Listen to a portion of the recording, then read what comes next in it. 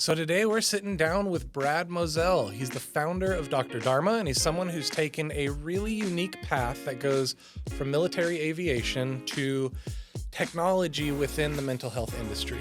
Like us here at In Time Tech, Brad really does care deeply for people's health. You'll hear a lot about that. And he's going to great lengths to make an impact. And the impact that he's put a name to the impact called Making Good Easy, which I thought was really insightful. You hear more about that. But as you know it from us, we call it creating abundance. So let's dive in. This is a fascinating conversation. You're going to love it.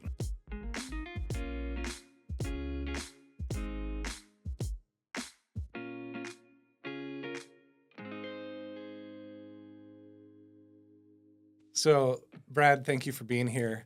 You were very generous with your time and did a mashups conversation with BSU, Boise State University. That's kind of how we connected initially.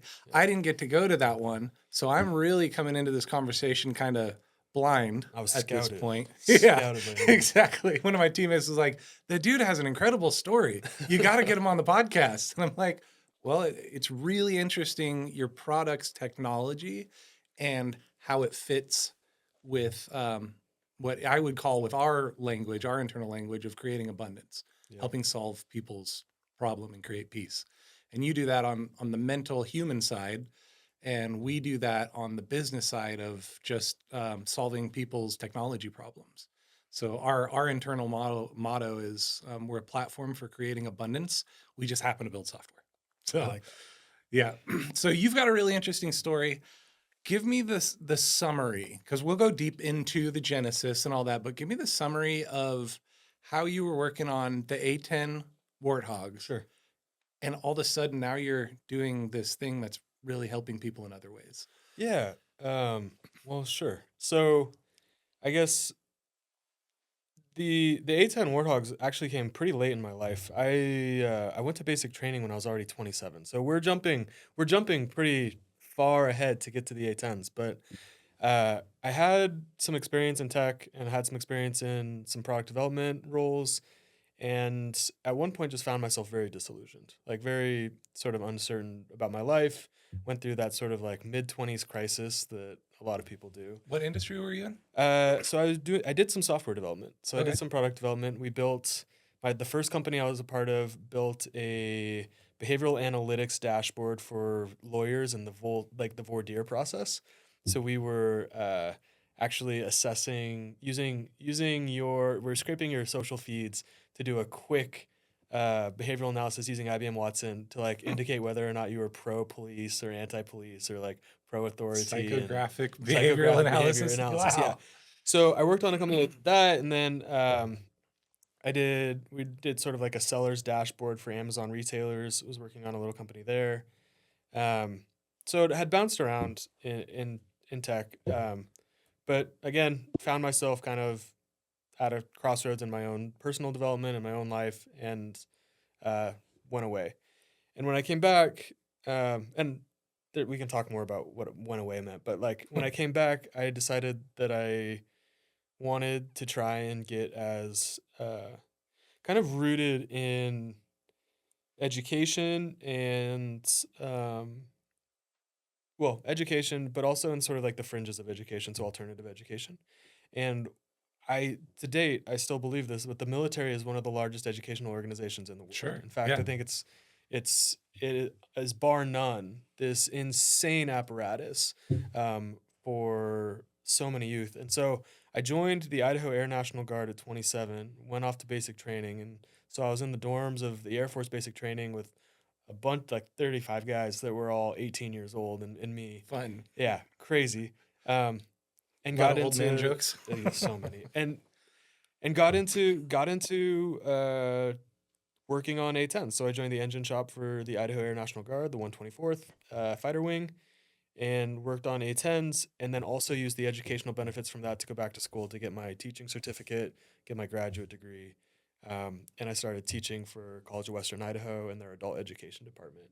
So I got into this ecosystem of both military service, doing adult education, doing GED programs. I worked for a couple different nonprofits around town, bringing GEDs to kids who had dropped out. and also, was in that space. At the same time, I was on my own sort of like mental health journey, and I had a mentor who he was a EMDR therapist for the VA who had shown me. EMDR. We're going to talk about Yeah. that a lot. So what is So EMDR? EMDR stands for eye movement desensitization and reprocessing, and it is it's a modality of therapy that was really became popularized for PTSD treatment. And so he worked with the VA, but he was a mentor of mine. He gave me my first pair of these things called TheraTappers, which is a bilateral stimulation device used in the VA. And I was using those on my own meditation. I was teaching these kids, and I sort of had this moment of being like, what would it be like to make these clinical level interventions accessible in these other environments? And it was coupled with this idea that, I'm really trying to be of maximum service to the world as possible. You seem to have a legacy of caring for people. You're helping high schoolers get their GED. You're investing in people. You're on your own mental journey at the same time. What's your reason or your why for caring about people that way? You know, I there may be some sort of philosophical abstraction as to why it's important to care for people.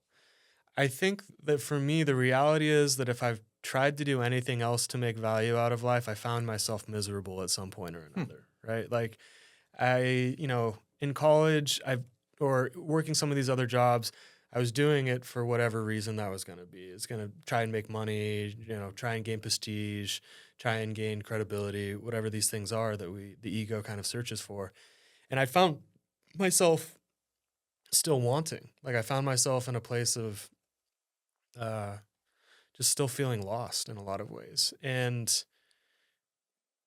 when throughout that process, I'd had experiences in college. I worked for this group called the Bay Area Urban Debate League, and we taught debate in some of the urban high schools. And I went Nice. to Cal, so I was at San Francisco. I was in Berkeley, Yeah. and I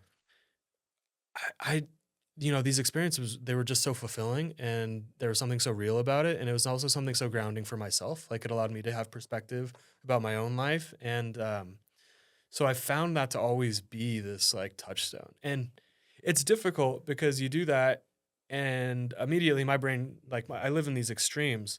So my brain is like, if you're really going to do that, you need to go be a monk, right? You need to forgo all worldly passions Yeah. and sacrifice yourself to this way. And so in a lot of ways, what I've tried to do is figure out how to do that while also kind of living in the modern world. Like how do you do that in the while also being a layman Right. in the today's zeitgeist. So that's sort of this constant conflict. Um, but it's also the genesis of one, how the company came to be. I also think it's the same ethos that led to the development of in time tech in some ways, right? I was It's just like, in my mind as you were talking. I was thinking about all the similarities we have.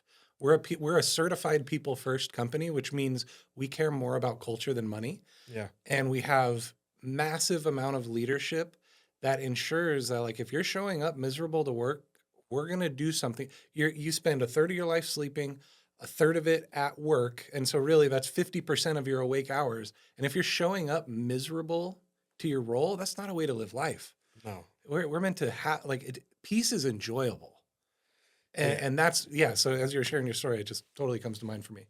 I think if you're building solutions to real problems, it naturally leads to some degree of satisfaction. Like there's some degree of utility that comes out of that, and that permeates. So if the goal is always I want to build real solutions to human problems, like then you get to create all these interesting organizations that solve these problems, right? Totally.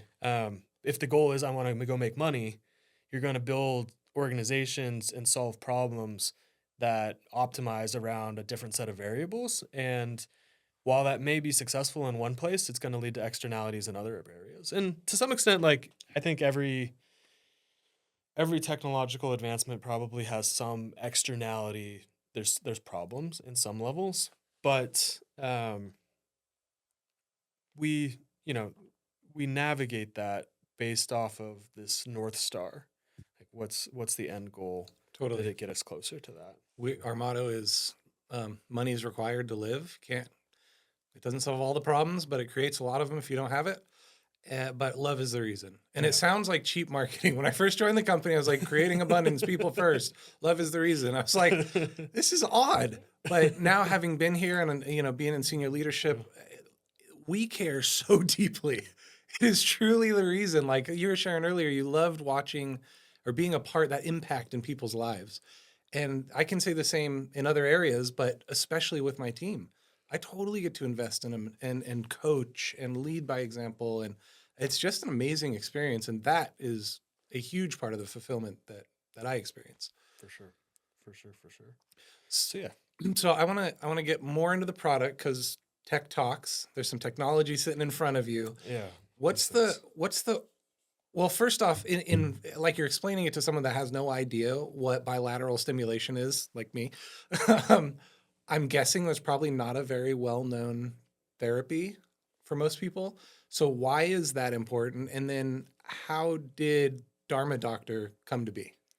So it's funny because you say that it's probably not something that a whole lot of people know about, Is it? but uh, bilateral stimulation is one of the more basic physiological experiences of your life. It's so Francine Shapiro was the creator of EMDR. And her first experience of bilateral stimulation was she was dealing with a distressing experience memory and she went for a walk. And think what happens when you go for a Left, walk. right. Yes, this Yeah. left, right patterning. And her hypothesis at the time was that maybe there was something more to the walk than just the cardiovascular exercise. Like maybe that left, right actually had a Mm. physiological effect on the brain. Um, so that's where it all came from. And when we think about it, yeah, it's supernatural. Like we naturally seek out rhythms that go back and forth. We naturally like love to go for walks when we're feeling stressed or have these disturbing emotions that we're trying to process. In the 80s, when EMDR was first getting popularized, there were a couple people that thought uh, this back and forth is also what happens in the brain during REM sleep. Mm. So there's something about REM sleep that uses this cross hemispheric patterning. But to back up a little bit, bilateral stimulation is any stimulation that goes back and forth to the left and right sides of the body. Hmm.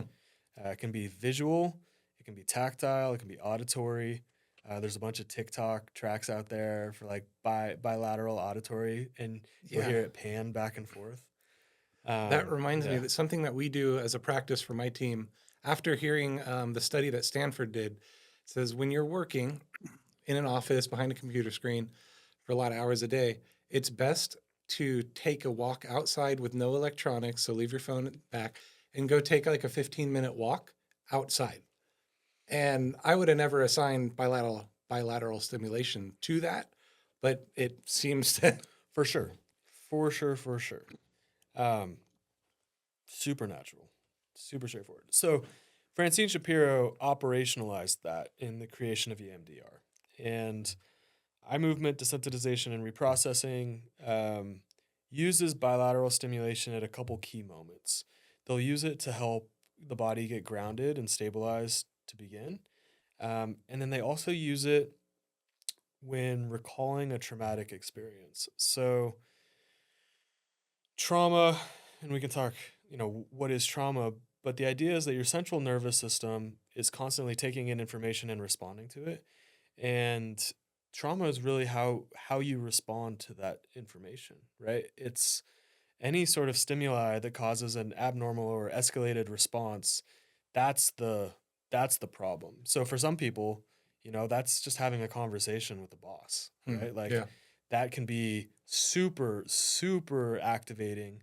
And for other people, we think PTSD, it's like a loud Loud noise noise. Yeah. reminds them of combat or something. But it's that response of the emotional system. So what EMDR would do is say, hey, if we recall whatever that thing is, that traumatizing event, and then use this bilateral stimulation to help calm the brain, we can actually create new neural pathways Mm. that create healthier, Interesting. grounded behaviors around that same old idea. So your brain, the subconscious, is reacting without us consciously even recognizing it. But this is a way of bypassing your conscious brain to actually kind of like brain hack and force a new experience of this old stimuli. I am so interested in personally trying this. Yeah. I've done a lot of work over the years, but I had a crazy childhood, like tons of trauma, I guess Yeah. you'd use.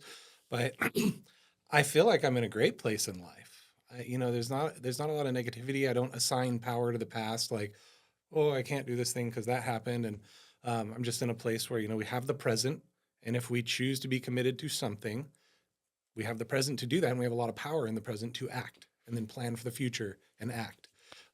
So that's where my headspace is at. But I'd be really interested in trying this. I mean, it's not, I mean, when it comes to mental health, like there is no silver bullet, there's no one solution. But what I found, so, I also had a pretty interesting childhood in a lot of ways.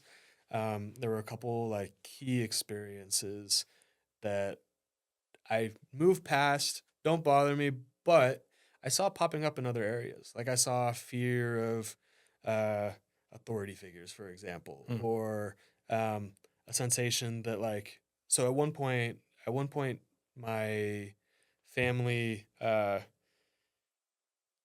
well, the house was raided by the feds at one point in my life, and I always had this fear that like something was going to come out of left field and I'm just going to Yeah, lose it all. And it's not the fear that like my house is going to get raided by the feds. I don't have that fear today, but the fear that the company is going to fail, or the fear that like whatever. sure. And so I'd have these things, and it was by addressing that previous experience and using bilateral stimulation to help recognize that, oh, this was unconsciously still framing my life, that I could move through those things and kind of break it. And so the really interesting thing about EMDR too is that like you actually don't have to share that with the therapist. You don't have to express it. You just have to bring it up in your mind. And when you use the bilateral stimulation, you the only question that the therapist is supposed to ask is, what do you notice? Because your brain will actually automatically process through it, and then you have these sort of like mini awakenings where you're like, oh, like that's why. Like that's the thing that's still there. I learned something super interesting from you when I was to prep for this conversation. I had AI scrape some of your blogs and podcasts and pulled out points. And I stopped at the section that said therapists don't actually need to hear your story. Yeah.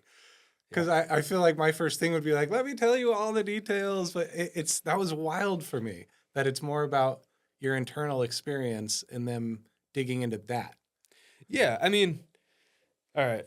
I There are lots of forms of therapy out there. EMDR is one of them. EMDR, there's a bunch of different ways of doing it, and so I'm not going to say that like no therapist needs to hear your story that entirely. But yeah, like ultimately what we're trying to do at a first principles level is to help the central nervous system respond in an appropriate way to the stimuli around you, whatever that appropriate is.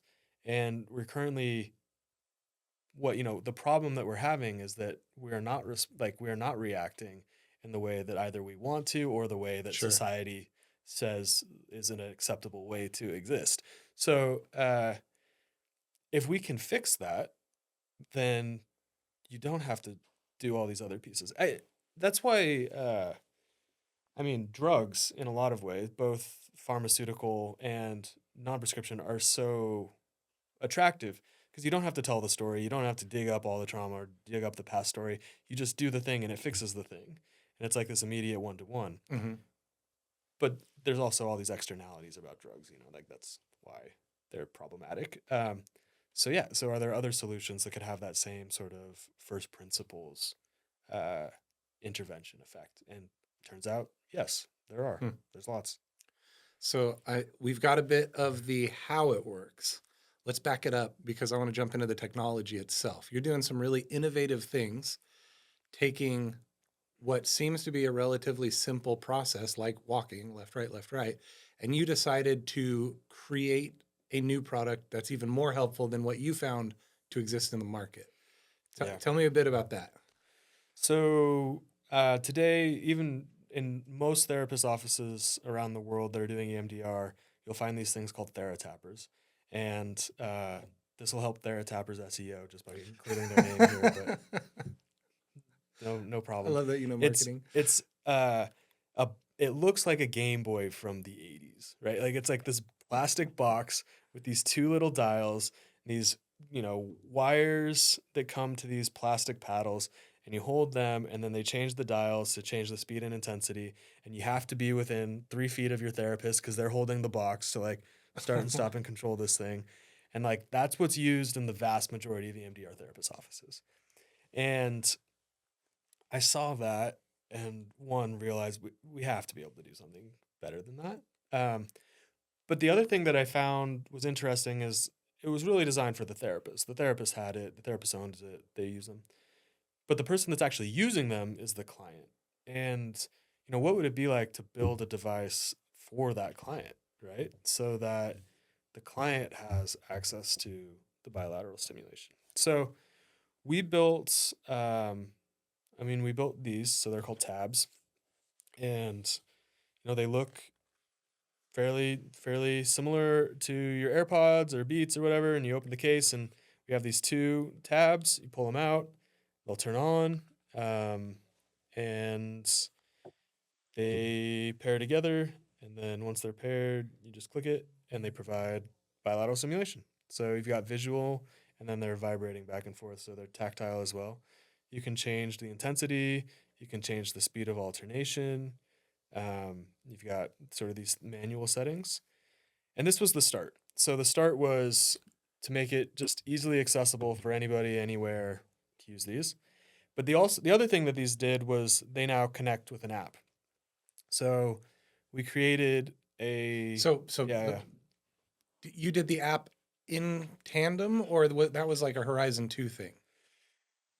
Well, it was a Horizon 2 thing, but it happened prior to the launch. So I built Okay. the first version of these without an app, and then I went to go raise money, and all of the investors said, "We don't invest in hardware." Yeah. Yeah, we don't invest in single time hardware. And so, in order to convince people to give me enough money to build the thing, I had to go back and engineer an app so that we could. And it was always on our product roadmap. It was Yeah. always like, yeah, we're going to get there, but I had to accelerate it. So the second version that I built had the app included, and that's what we ultimately launched with the beta with May of last year. Hmm. And so the app does a couple important things. One, you can control speed and intensity to a higher degree. You have all the controls, so the therapist doesn't have to sit 3 feet from you; they can sit across the room. Sure. Um, but two, it allowed for remote access.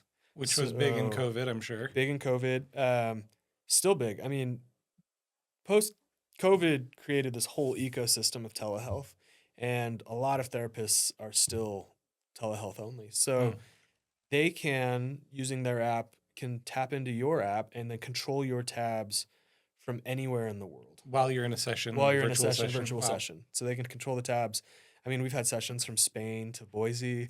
Uh, there's a handful of therapists that they use them with all their clients now, and so that was a really cool feature that made it more accessible. And then the other feature that we launched with and currently is inside the app is sort of guided meditations. So think Calm or Headspace, but it has a bilateral stimulation component. And Hmm. again, the whole idea is that this gets you actually out of your head and into your body. It goes back down to the first principles. It's actively helping you build healthier neural pathways rather than helping you or engaging you in a more cognitive exercise of like, think through this thing, because often it's the thinking that's the problem to Sure. begin with. So um, today we have 30 some meditations inside the app.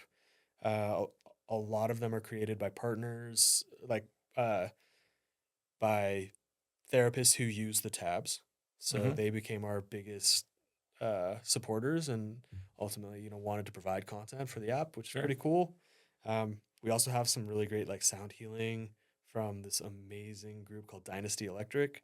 Awesome. So yeah, so Well, that's where we started with. it's interesting to me because I think at first glance, it seems a little like woo woo, a little bit in that space, but in hearing you to explain it, it's very scientific. Yeah. I mean, the name Dharma Doctor in a lot of ways was that we wanted to walk this line between scientific and woo woo, Yeah. right? Like, I, the woo woo is woo woo until we figure out why it works in a lot of ways. It's fair. Now, there is snake oil salesmen in the mental health space too, and you want to avoid that, right? So you don't want to be just, here's some random. Netflix has this documentary on the Liver King right now. Have you checked it out I yet? know what you're talking about. Yeah. Yeah. And I don't know if maybe liver is good for you, but steroids definitely aren't. I know. Like, He swore he was clean. but so, I mean, there's a lot of things in that space, but EMDR, like bilateral stimulation, is not that. There's so many scientific reviewed articles and studies around bilateral stimulation and EMDR. It's one of two modalities that's endorsed by the World Health Organization. Like, it's a very, very rigorously adopted clinical protocol. Bilateral stimulation being a key part of that. But there was a space, and there is a space still for it to be more adopted commercially and by the consumer market, and like more accessible. Like, it's still sort of been cornered to PTSD in the most limited sense of PTSD treatments. And I, in designing the device, wanted to build something that was as natural on, say, a yoga mat, right, or in a yoga studio as it is in a therapist's office, as it is in a regular office, as it is in a school. Sure. You want something that's universally approachable Well, and accessible. they seem pretty rugged too. Yeah. So Yeah. you've got hardware, you've got software, you've got firmware. Tell me the behind the scenes look, and how did you actually come to create this device? What kind of technology is actually in the device? Who'd you partner with for prototyping and stuff like that? Sure. Yeah. So I had never built any hardware before, and I really didn't know what it took. So there was a steep learning curve to get this thing off the ground, and ignorance is bliss. Like, there's a reason they say hardware is hard. It's because it's hard. It's a lot of different pieces go into it. But the first I got really lucky in a lot of ways, and just happened to stumble across some really, really amazing people. The first version of this I 3D printed at a library right down the street from here called Meridian Unbound. And they're a little tech library. And I made the first prototypes out of clay. I said, Nice. this is like the shape that I want. And I thought they had a 3D scanner. It turns out they didn't. But instead, this was a few years back, but they did have a resin printer, and they taught me how to use AutoCAD. Mm-hmm. And like, I built my first 3D prints of what I wanted the shape to look like. And then I cold emailed a woman on LinkedIn who became our first advisor, and her name's Janet. And Janet had founded an incredible company incredible company, and had worked in hardware her whole life. And so she agreed, unbeknownst to me, to help kind of get us to this first version. So she actually introduced me to our first manufacturer, Mm-hmm. and they helped build the first prototypes. This was pre-Bluetooth anything, but they built the first form factors for the mechanical engineering, initial board design, initial electrical engineering, initial firmware that was on that board, and just sort of like proof of concept stuff. As it got more complex and we needed Bluetooth, and we needed it to work with the app, and we needed an app, that team that then expanded. Boise's pretty interesting because we've had these really robust hardware players. Like HP was Mm-hmm. here for a long time, and I mean, Micron's still here. Mm-hmm. And somehow there's a PCB fab down the street over here called Silicon Mountain. And I was touring them to learn what a PCB was. Like, Sure. I Yeah. did not know anything about electrical engineering. And then they introduced me to a guy, Dr. Robert Davidson, who was an electrical engineer for HP at the time, and then started his own group called Ambient Sensors. And so then they helped with our next draft of firmware and electrical engineering. Um, and then I needed somebody to help with the app, and randomly met a guy through an investor here in town who was doing some prototype work in Flutter app development. And so he was the first person to join the team and Nice. help build the first demo app. And so that was like, that's the constellation of players that it took just to get the very first like version slightly functioning off the ground. What was your experience? What were you looking for when you go find these people? Because you probably didn't just go after the first person you saw, right? You're looking for somebody that could do quality work. What were you looking for? I mean, yes and no. Like the first person that came across is not a bad person, but I was lucky that a lot of these people were the first people, but they were also highly, highly skilled in their fields. I mean, you are always looking for somebody that knows that knows way more than you do, and that's not hard if you don't know anything. But there's a natural knowing that somebody's deeply embedded in the system. They love what they do. They've been in that ecosystem. And then there's also a threshold question, which is like, can this person get me from where I am to where I need to go for the next gate of the company? Mm-hmm. And if the answer is yes, and the resources that it will require are doable, then you're like, let's go. Because the time becomes the inhibiting factor there. Right. So, in each of those people, it was, I mean, can we get there? Yes. Like, is this person more than capable? Absolutely. And are they willing to make a deal with me because I don't have any money and I'm just trying to do this thing? Yeah. So That's awesome. that You was found people like that. Yeah. Those are the three criteria. Awesome.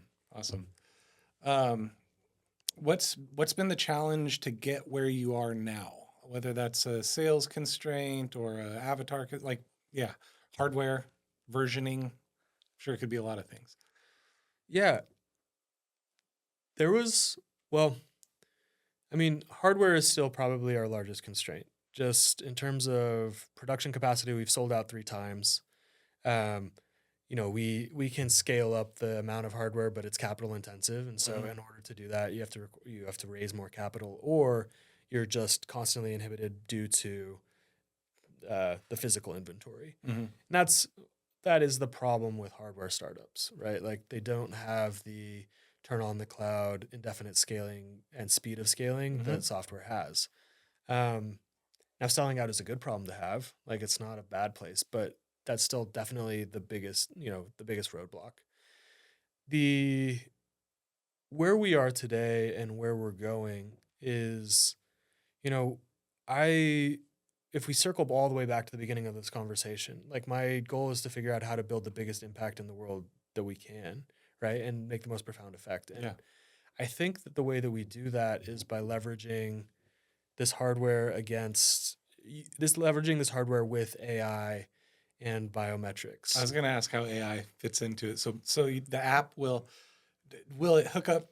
Are you going to run the biometrics through the tabs, or are you going to have an ancillary device like a watch or the Oura ring? We're collecting biometrics using Aura or Whoop or your Apple Watch, and we're correlating that against the use of the tabs. But we're kind of building this profile, much like any other app is doing. Mm-hmm. But our hypothesis is that unlike a lot of the other things out there, tabs actually have the ability to change your behavior, right? Like they have the ability to make the intervention possible. They're on the behavioral health side rather than the data collection side. And so there's this super interesting feedback loop where right now you have all this data collection, and then what do you do with that data? Like it might tell you to do something with the behavior, but like there's not a clear adjustment and then you can't really see. You have to have some external adjustment to then see the impact. And we're super interested because tabs could potentially close this loop. Like tabs and AI could close this loop where you could have these patterns and you're getting all this data collection. You're using that to feed the AI that's creating this protocol of hey, let's talk about why your stress levels were higher then or was something up, builds a pattern. Then it says, hey, like, let's use bilateral stimulation to explore this feeling or explore this idea about yourself and and potentially build a new neural pathway and then see what that does to all those measures to begin with. And so if we can close that loop in a individualized way, like it creates a scalability to behavioral health intervention that Totally. doesn't exist. I mean, we're basically there, right? We're not Yeah. waiting for the next break. It's just a matter of figuring out how to do it. Yeah. Yeah. Figuring out how to do it and packaging it and building it in a way that, works for the consumer. And so that's kind of where we're focusing all of our attention today. That's awesome. And also how do you bring therapists into that? Like, how do you build an ecosystem where maybe you can share some of that data with your therapist, or you can share that journey with the therapist, Sure. or they can like see there's some How does whatever that how would is. HIPAA or something like that play into it? Yeah, yeah. If that's the tricky, like regulation is a tricky spot. We are right now, and we will forever try to stay on the side of being a wellness device. Mm-hmm. I mean, we have therapists using the device, but in the same way that therapists might use a yoga mat, like it doesn't make it a medical device. Right. We're not collecting, like, we don't want to be a medical constricted by these medical frame. Um, What but will accomplishing the AI connection and getting all the biometrics and figuring that out, yeah, wouldn't that automatically kind of get you into that realm? well, I mean, maybe it's interesting. So, Aura and Whoop, for example, are also wellness devices. Like they're explicitly in all of their disclaimers non-medical devices. Hmm. Now, that doesn't mean that we're not like actively pursuing HIPAA compliance and all of the Sure. data's like security that we possibly can. It's very important. But there's also something important about like destigmatizing and demedicalizing the idea of mental health. I These issues, trauma, central nervous system regulation, like they're not abnormalities. In fact, they are experiences that every human experiences.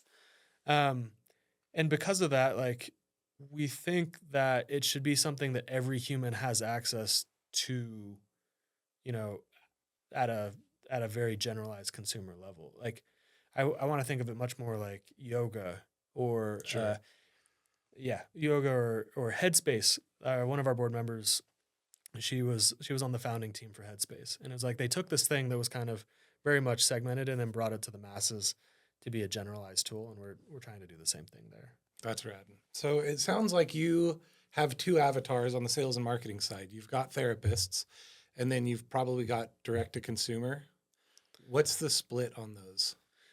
Early on, it was pretty high to the therapists, so we'll call it like 80-20 was the first batch.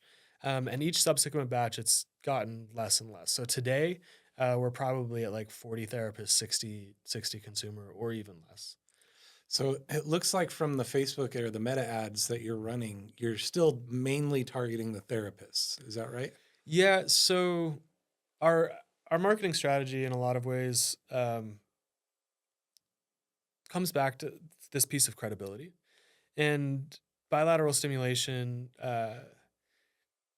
in order for us to get the mainstream adoption that we hope to achieve, one of the advantages we have right now is that these therapists are utilizing it in their practice, right? Like, Mm-hmm. it immediately gives us credibility for as many therapists as possible to be utilizing the tabs.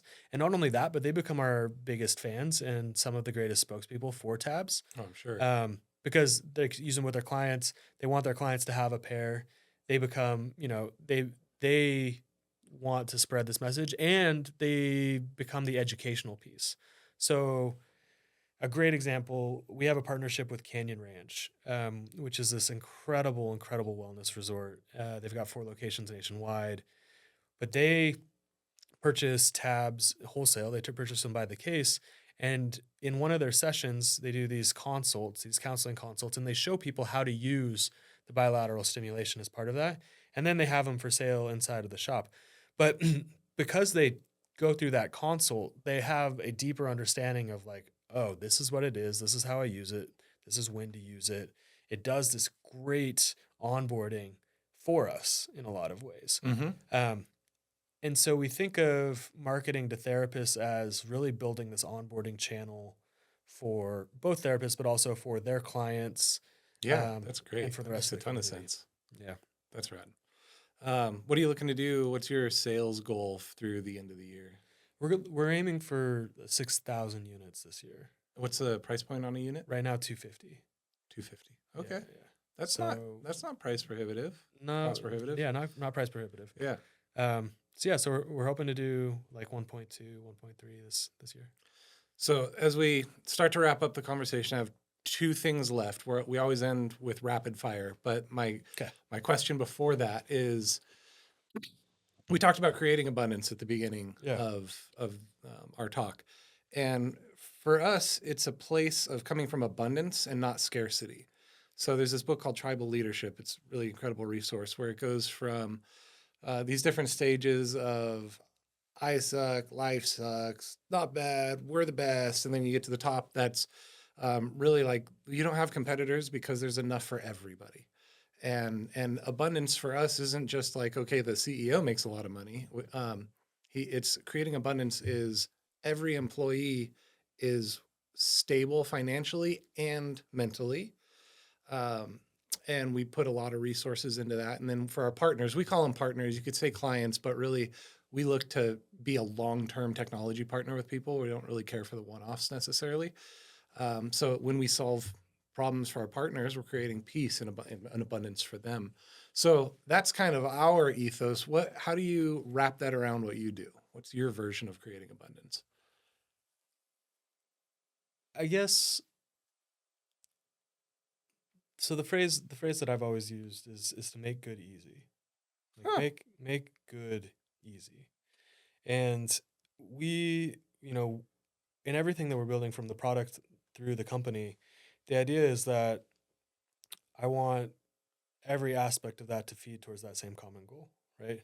Whether it's we're using a hybrid work schedule with all of the employees and everybody that's working on the team because at times we need everybody together and that's important, but also like we don't always need everybody together and we want you to have the most efficient way of accomplishing whatever you need to get done. The product itself is about making this more accessible, making this tool more accessible, making access to this therapy more accessible, making feedback easier. Like we're trying to make good easy. And if we can lower that barrier to the good, right? Decrease the access to the good, like that ultimately benefits the world. Like that people will naturally gravitate towards those solutions. I like it. That's how we think about it. That makes a lot of sense. All right, some rapid fire. Okay. What's a technology that you've recently learned about, found about, used that's been just really life-changing? AI. How are you using AI? What tools are you looking at? Oh, but we use it in our marketing. So we're using it for video editing. We use it in Which platform are you using? Opus. We're Opus also using AI? Opus Okay. actually. So yeah, Opus has been critical. A lot of the things though, it comes back to the basics. Like it's just what's the best tool for the basics. And I really like Notion. I really like Slack. I mean, we use G Suite. Like these are the foundational tools. And if we can strip away some of the extra stuff, like then we're more efficient. So default to the old school. So this is going to have the same answer, I'm sure, but your favorite productivity hack. And maybe it's not technology in this case, because AI for sure would be my answer too. But maybe it's how to get yourself in a mindset of productivity or physiologically in the right place. Favorite productivity hack, early mornings. That's it. Man, if I get up early, it changes my entire day. So like the amount of work I can get done by before noon, if I'm willing to get up at 5 a.m. or 5:30 and get myself situated, go through a morning routine, like all my things, it is an absolute game changer. Early mornings for me matter as well, but kind of in a different way. We're a global company, and so I have teammates in Netherlands and Korea and Australia and a lot in India, and so those calls when they're on the opposite side of the world really can only happen when it's really late or really early. Some of it came out of necessity because we're working with China, right? Yeah. Like that's where our manufacturing is done in China, and so yeah, like I had to start figuring out how to manage those phone calls as well. Give me one book recommendation and one podcast recommendation that you think are just tremendously useful.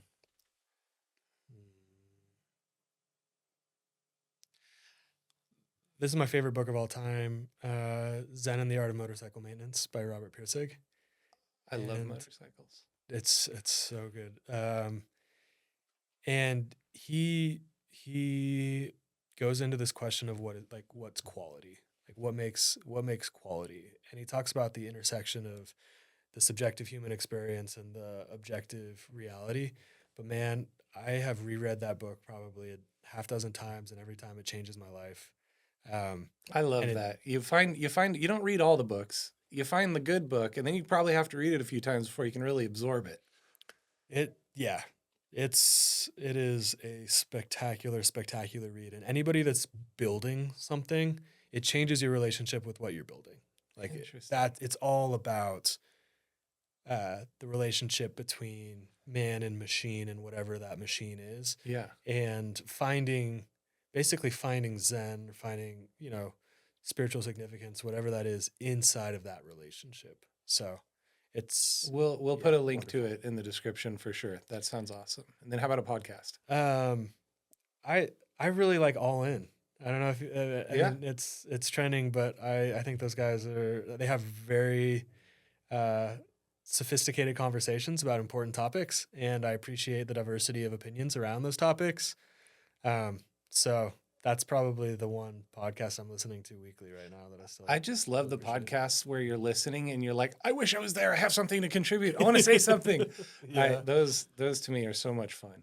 And they seem like they're having a lot of fun. Yeah. Like if you're gonna have a podcast, Yeah. you want to have fun on it. Totally. Have great people on it. Who is your scroll stopper when you're on social? If it's a brand or a person, you just see them. Oh, they posted again. I don't have social. No kidding. No kidding. Yeah, Just no. advertise on it. We advertise on social. We have manage on social. Amazing marketing using social. I don't have social. Okay. Yeah. All right. I'm not on social hardly at my own personal social hardly ever anymore because it used to just play into my life too much. But yeah, I still keep it around. It's a really interesting thing. I'm about to have my first child here in September. Hey, you should use Dharma Doctor tabs. You're gonna need them. Yeah. She won't be, but my wife is very excited about using the tabs throughout the process. Wow. But or she won't be the first person to use them, but she's very excited to use them. But I think a lot about social media and like what it looks like today is interesting. What it's going to look like is still a big unknown. Mm-hmm. But it's a interesting tool, All the statistics and studies coming out about kids and the damage it causes. I mean, that's real concern for sure. TikTok also did some cool stuff. I don't know if you saw this last week, but they introduced meditations after a certain hour. So for youth that are under 16 at like 10 p.m., they're given like calming videos and mental health specific videos to help them, deregulate. And that's pretty interesting. Like that's a super I didn't hear about powerful intervention and tool at scale. And so I do think social media is incredibly powerful. Right. I also think that it will suck up my time. I get TikTok and everything's a scroll stopper, and I'm busy. I totally get that, 100%. So last question. Yeah. The whole point of this podcast is to bring people that are making an impact in the world, and how technology intersects with their story. And I would like a recommendation from you, if you have one, on who could be another person that's on the podcast.